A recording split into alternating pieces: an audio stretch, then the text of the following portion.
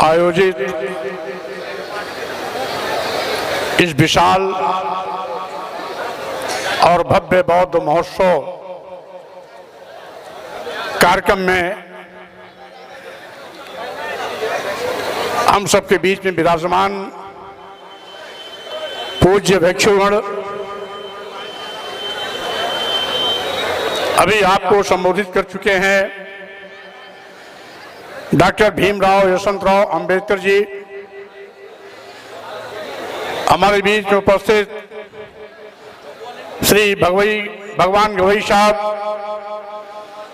दिल्ली के पूर्व मंत्री भाई राजेंद्र पाल गौतम जी, डॉक्टर प्रवीण निखारे जी, ज्योतिबा फुले की भूमिका में अभी आपके सामने प्रस्तुत हुए थे श्री ओम प्रकाश मौर्य जी, सरजीत सिंह खांडसाल जी, पूर्व मंत्री श्री भगवती प्रसाद सागर जी, पूर्व विधायक भाई आर.डी. प्रजापति जी, पूर्व विधायक भाई सतीश जतारिया जी, कर्मठ समाज सेवी चंद्रभूषण यादव जी, भाई एडवोकेट महमूद पाशा जी, भाई श्यामलाल निषाद जी, बी.के. बैरवा जी, के.सी. भारती जी, सुरेंद्र बौद्ध जी के साथ साथ आज के इस कार्यक्रम के मुख्य आयोजक पूज्य सुमित्र भंते जी और यहाँ पर सभी उपस्थित उपासक उपासिकाएं, भाइयों बहनों, नौजवान साथियों, पत्रकार बंधुओं तथा कार्यक्रम आयोजन मंडल के सभी सहयोगी सम्मानित साथियों, सबसे पहले सामाजिक परिवर्तन के महानायक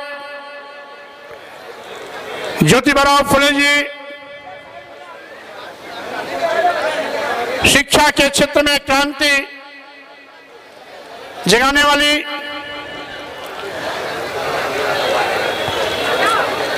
सावित्रीबाई फुले जी, फातिमा शेख जी, आरक्षण के जनक छत्रपति शाहू जी महाराज, भारतीय संविधान निर्माता परम पूज्य बाबा साहब डॉक्टर भीमराव अंबेडकर जी, समतामूलक समाज के लिए लगातार निरंतर संघर्ष करने वाले हमारे समाज में पैदा होने वाले संतों, गुरुओं, महापुरुषों के रूप में संत रविदास, संत कबीर, गुरु नानक जी, साथ ही साथ पेरियार स्वामी नाइकर, नारायण गुरु और आज जिसकी जयंती है महान संत गाडगे जी, जिनके जन्मदिन के अवसर पर मैं उन्हें कोटि कोटि नमन करता हूं, वंदन करता हूं और साथ ही साथ इन महापुरुषों की विचारधारा और ख्याति को आगे बढ़ाने वाले उत्तर भारत में पेरियार ललित सिंह यादव जी, रामशु वर्मा जी, बिहार के लेनिन कहे जाने वाले जगदेव प्रसाद कुशवाहा जी और साथ ही साथ सामाजिक परिवर्तन आंदोलन को घर घर जन जन तक पहुंचाने वाले सामाजिक परिवर्तन के महानायक मानवर कांशी राम जी के चरणों में मैं कोट कोट नमन करता हूं, वंदन करता हूं। साथियों, लड़ाई विचारधारा की है। इस देश में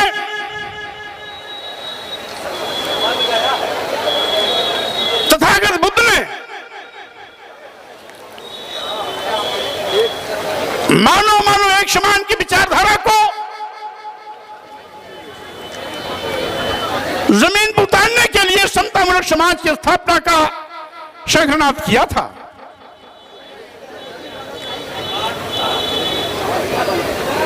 बहुजन हिताय बहुजन सुखाय की अवधारणा पर सभी लोगों के कल्याण की बात की थी। सामाजिक परिवर्तन के आंदोलन के हमारे महापुरुषों ने समाज को बनाने के लिए ताज जिंदगी न केवल संघर्ष किया बल्कि जलाल की जिंदगी भी झेलने के लिए मजबूर हुए। हमारे महापुरुषों को हमारे और सम्मान और स्वाभिमान के लिए कदम कदम पर संघर्ष करना पड़ा और हमें मानवता और इंसानियत की जिंदगी का अवसर दिलाने के लिए उन्हें रात दिन एक करना पड़ा।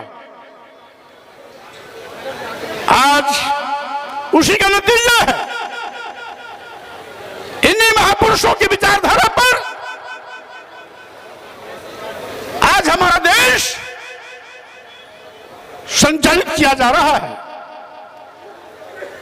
हमारे महापुरुषों के संघर्षों का सार है भारतीय संविधान।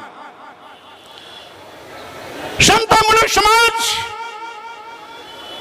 बनाने की कुंजी है भारतीय संविधान।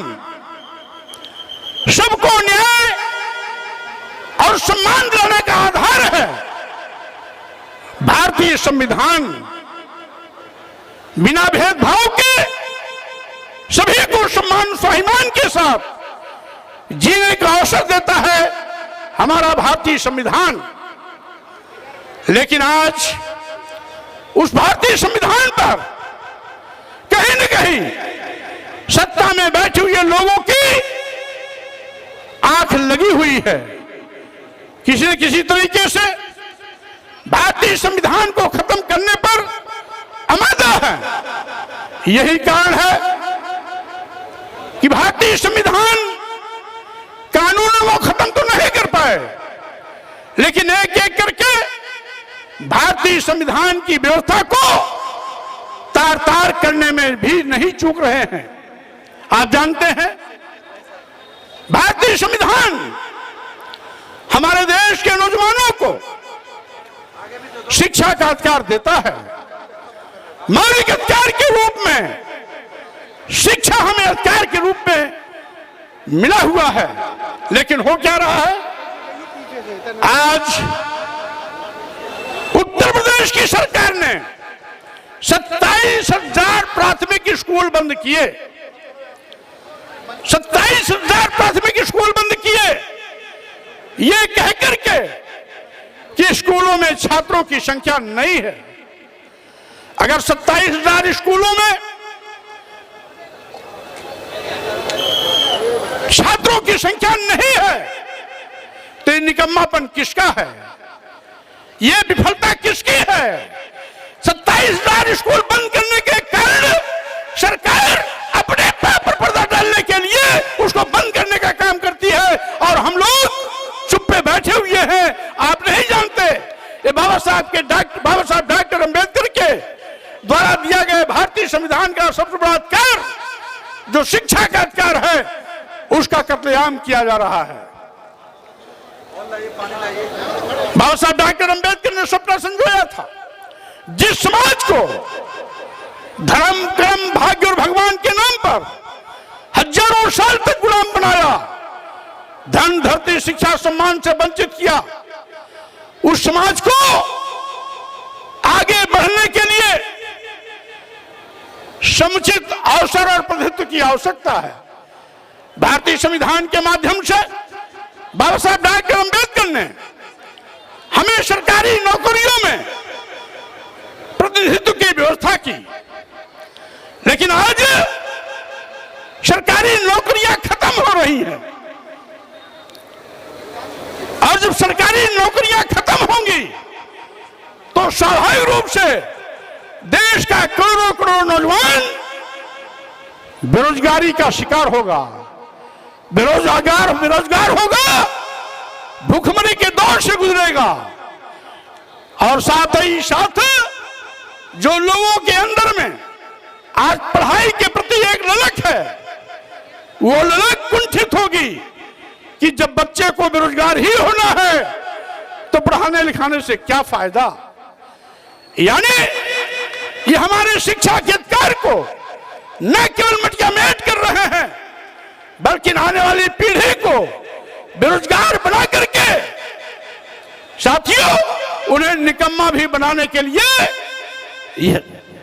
यह सरकार लगातार रात दिन एक करके अपना मनमानापन का डंडा चला रही है। आज मैं कहना चाहता हूं साथियों, शिक्षा महंगी हो रही है।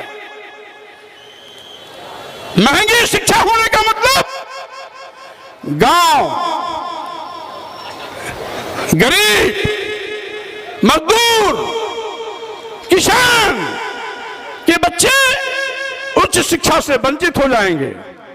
नतीजा है इनको doctor, engineer, professor, advocate, IAS, IPS बनने का मौका अपने आप खत्म हो जाएगा। इसीलिए शिक्षा महंगी करके शिक्षा से आपको विमुख करने की कोशिश की जा रही है।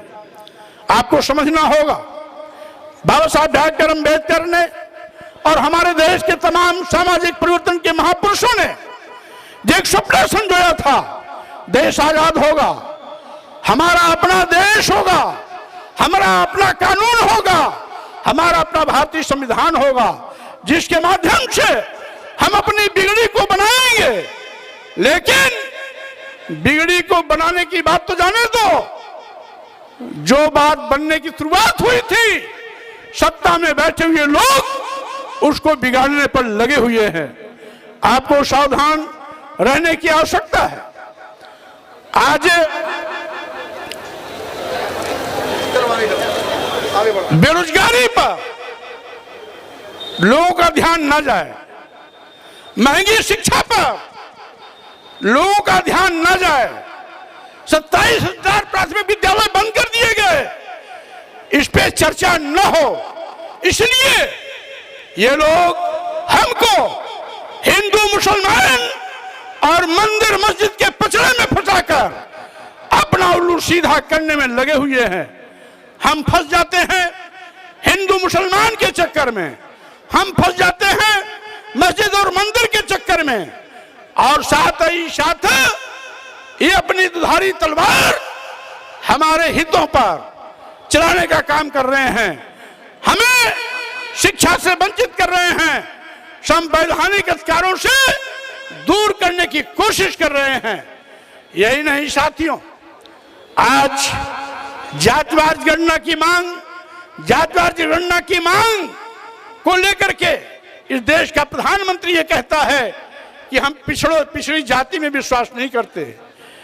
माननीय मोदी जी, जब आपको पार्लियामेंट में वोट लेना होता है तो आप पिछड़े बन करके घड़ियाली आंसू बहाकर पिछड़े और दलितों को वोट को हथियाने के लिए नौटंकी करते हो, और जब प्रधानमंत्री की कुर्सी पर बैठ जाते हो तो कहते हो हमें पिछड़े में विश्वास नहीं है, बल्कि हमें गरीबों में विश्वास है।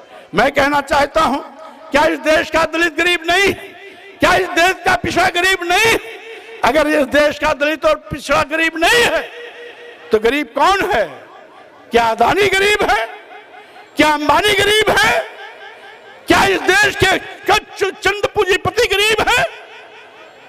और यही कारण है, मैंने तो प्रधानमंत्री का वो दोहरा चरित्र देखा, वोट लेने के लिए पिछड़े, लेकिन जब उनको लिटरल एंट्री के नाम पर आईएएस और आईपीएस बनाने की बात होती है, आईएएस बनाने की बात होती है, तो लिटरल एंट्री के नाम पर अब तक जो 340 लोगों का चयन हुआ, उसमें एक भी शेड्यूल कास्ट का नौजवान नहीं है, शेड्यूल टाइप्स का नौजवान नहीं है, बैकवर्ड क्लास का नौजवान नहीं है। उसमें जो लिटरल एंट्री के नाम पर आईएएस बनाए गए हैं, उसमें बड़े बड़े थालीशाहों, पूंजीपतियों, बड़े घरानों, राजनीति के उच्च पदों पर बैठे हुए लोगों के बेटे और बेटियों का एंट्री हुआ है। मैं कहना चाहता हूं साथियों, लिटरल एंट्री एक धोखा है। अगर लिटरल एंट्री के नाम पर इसी प्रकार से अपने चहेतों को आप आईएएस बनाओगे तो लोक सेवा आयोग और केंद्रीय लोक सेवा आयोग में जो विद्यार्थी लिखित और इंटरव्यू परीक्षा के माध्यम से जाते हैं, आखिर उनके साथ अन्याय नहीं होगा क्या? लिटिल इंडिया के नाम पर क्या आरक्षण का गला नहीं घोटा जा रहा है क्या? लिटिल इंडिया के नाम पर क्या संविधान का गला नहीं घोटा जा रहा है क्या? ये तो इत्तेफाक है कि संविधान बचाने के लिए हम सभी लोगों ने जो एक मुखर आवाज उठाई थी, संविधान बचाओ का नारा दिया था, उसी का नतीजा हुआ कि 400 के पार का नारा देने वाले लोग अधर में लटक गए। बैसाखी के सहारे किसी तरीके से सत्ता में आज बने हुए हैं। अगर 400 का आंकड़ा पार हो गया होता तो संविधान भी अब तक खत्म हो गया होता, यहां पर मनु का संविधान आ गया होता। लेकिन मैं कहना चाहता हूं साथियों, बात केवल इतने से नहीं बननी है, आपको और आगे की लड़ाई के लिए कमर कस के तैयार रहना है। आज भी इनकी नजर संविधान बदलने पर पड़ी हुई है। संविधान बदलने का खतरा अभी भी विद्यमान है, इसलिए हमको सजग और सावधान रहने की आवश्यकता है। ये तो कहते हैं हम किसानों के हमदर्द हैं, लेकिन दिल्ली की सीमा पर पिछले 3 सालों से किसान न्यूनतम समर्थन मूल्य की मांग को लेकर के आज भी धरना स्थल पर बढ़ा हुआ है।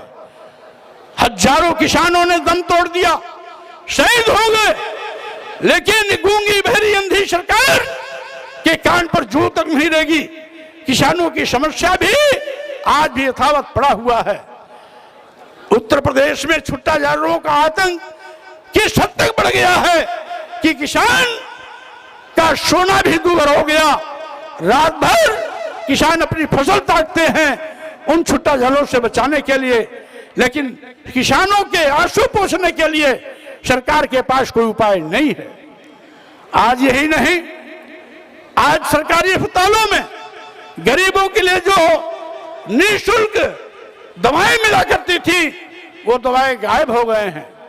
कहने के लिए तो जिले में मेडिकल कॉलेज बन गए, लेकिन जिला अस्पतालों से जो निःशुल्क चिकित्सा व्यवस्था होती थी, आज वो खत्म हो गई है, वो गायब हो गई है। मैं कहना चाहता हूं साथियों, हमारा संविधान अपने अपने तरीके से प्रत्येक धर्मावलंबी को अपने धर्म को मानने की छूट देता है, लेकिन धर्म के नाम पर समाज को बांटने की कोशिश करने वालों को इस बात के लिए मैं आगाह कर देना चाहता हूं, धर्म का इस्तेमाल समाज को जोड़ने के लिए होता है। धर्म का इस्तेमाल इंसान को मानवता की और सम्मान को दिलाने के लिए होता है। धर्म के नाम पर लोगों की भलाई और कल्याण के लिए होता है, लेकिन धर्म के नाम पर समाज को बांटने का काम, धर्म के नाम पर समाज को लड़ने का काम, धर्म के नाम पर हिंदू मुस्लिम कहकर के नफरत का बीज बोने का काम, धर्म के नाम पर मस्जिद और मंदिर का तकरार पैदा करके लोगों को आपस में लड़ने का काम के लिए संविधान कहीं इजाजत नहीं देता है। इसीलिए आज इस कार्यक्रम के माध्यम से मैं आप सबसे कहना चाहता हूं कि हमारे सामाजिक परिवर्तन के महापुरुषों ने ताजिंदगी हमारे सम्मान स्वाभिमान के जो संघर्ष किया, आज उस पर खतरा है। भारतीय संविधान पर खतरा का मतलब आपके संविधान, आपके सम्मान पर खतरा, आपके स्वाभिमान पर खतरा, आपके बच्चों की नौकरी पर खतरा, आपके बच्चों की शिक्षा पर खतरा, आपके बच्चों के अधिकारों पर खतरा। इसलिए इस खतरे से हमें सावधान रहना है और साथ ही साथ सावधान रहते हुए हमें अपने पुरखों की विरासत को बचाए रखने के लिए संविधान के सम्मान में, संविधान की रक्षा के लिए किसी हद तक अगर लड़ाई की आवश्यकता पड़ती है तो संघर्ष के रास्ते पर आगे चलने का संकल्प लेना चाहिए। यह मैं आपसे अपील करता हूं। मैं अपने मंच पर बैठे हुए सभी नेताओं को इस बात के लिए आश्वस्त भी करता हूं, पूज्य भंते जी को भी आश्वस्त करता हूं कि अपने महापुरुषों की विरासत को बचाने के लिए हमें किसी प्रकार का भी कोई त्याग करना पड़ेगा। हम आपके साथ खड़े रहेंगे। हमारी अंतिम चाहत रहेगी कि हमारे महापुरुषों ने जो हमारे सम्मान स्वाभिमान की लड़ाई लड़ी, सम्मान स्वाभिमान की रक्षा के लिए संविधान दिया है, उस भारतीय संविधान पर दाग नहीं लगने दूंगा, ये हमारा संकल्प होना चाहिए। इन्हीं शब्दों के साथ में समय को देखते हुए, पूज्य भंते जी के इशारे को देखते हुए मैं अपनी बात पर विराम देता हूं। आप सबको बहुत बहुत धन्यवाद, बधाई देता हूं और साथ ही साथ भंते जी को इस भव्य कार्यक्रम का आयोजन के लिए धन्यवाद देते हुए अपनी बात पर विराम देता हूं। धन्यवाद। जय भीम, जय भारत, नमो बुद्धाय। बहुत बहुत धन्यवाद माननीय मौर्य जी। पीछे